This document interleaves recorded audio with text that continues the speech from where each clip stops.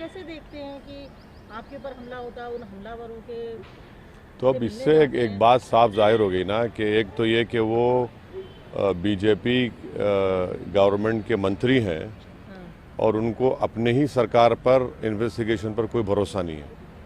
एक बात साफ जाहिर होती है।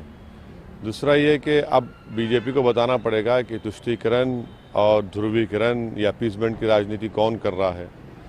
तीसरी बात यह है कि बीजेपी जो कहती है उत्तर प्रदेश से हमने क्राइम को और माफिया का खात्मा कर दिया, तो आप जाकर उन लोगों से मिलते हैं जो हम पर गोलियां चलाई हैं, तो फिर आप ही तो अपीसमेंट कर रहे हैं और आप कौन सा लॉ एंड ऑर्डर की बात कर रहे हैं वहाँ पर जाकर।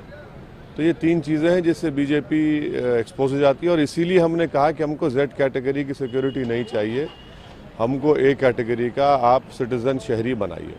आपको लग रहा है कि कुछ किसी इसमें आपको लग रहा है इसमें है, क्योंकि एक तरफ मंत्री जाके मिलता है, दूसरी सरकार नहीं, देखिए यही तो हम कह रहे हैं ना कि एक मंत्री है योगी के कैबिनेट में और उनको अपनी ही सरकार के इन्वेस्टिगेशन पर भरोसा नहीं है, तो यानी उनको अपनी सरकार पर ही भरोसा नहीं है।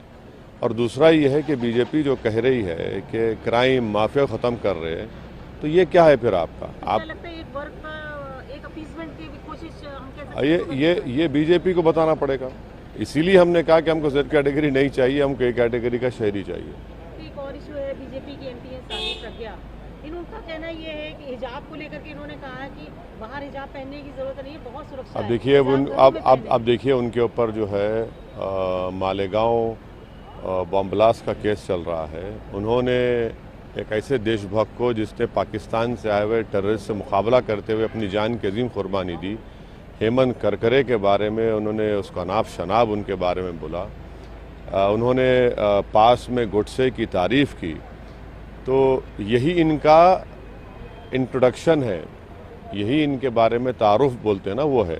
इस पर से ज़्यादा कुछ नहीं कह सकता मैं। ये कहना कि घर में पहनो बाहर में पहनो, नहीं अब ये मैंने इन्होंने जो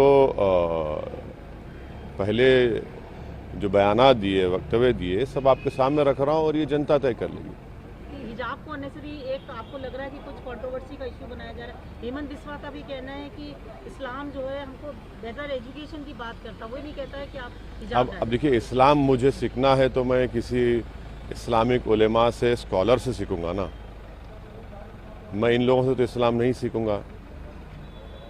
हम इनसे ये कह रहे हैं कि आप संविधान में जो फंडामेंटल राइट्स जो दिए गए हैं भारत के हर नागरिक को, उसको आप दीजिए।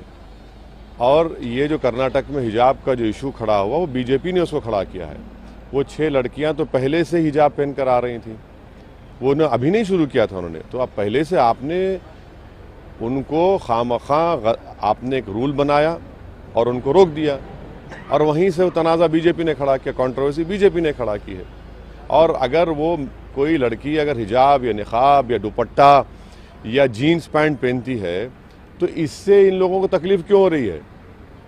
तकलीफ आपको क्यों हो रही है? इससे आपको किसी को हार्म हो रहा है? भाई सर पर अगर कोई पहन रहा है तो इस पर हार्म तो नहीं होना चाहिए ना। और वो कहाँ जा रही हैं? वो एक ऐसी जगह जा रहे हैं जहाँ पर शिक्षा हासिल करने के लिए जा रही हैं, ताकतवर बनने के लिए जा रही हैं, तो आप उनको रोक रहे हैं। तो इससे नरेंद्र मोदी देश के प्रधानमंत्री का स्टेटमेंट एक खोखला साबित होता है, जब वो कह रहे हैं कि उत्तर प्रदेश में हमको मुस्लिम महिलाओं ने वोट दिया। अरे भाई, हिमाचल में आपकी सरकार है, वहाँ पर आपने कानून बना दिया। मध्य प्रदेश में आपकी बीजेपी की सरकार है, वहाँ पर कानून बना दिया। कर्नाटक में आपकी सरकार है, तो आप मुस्लिम महिलाओं को उनकी सुरक्षा छोड़िए, उनको तो आप एम्पावर भी करना नहीं चाह रहे, उनको तालीम के जेवर से आरास्ता नहीं देखना चाह रहे हैं। तो ये असल बीजेपी का चेहरा है जो देश देख रहा है।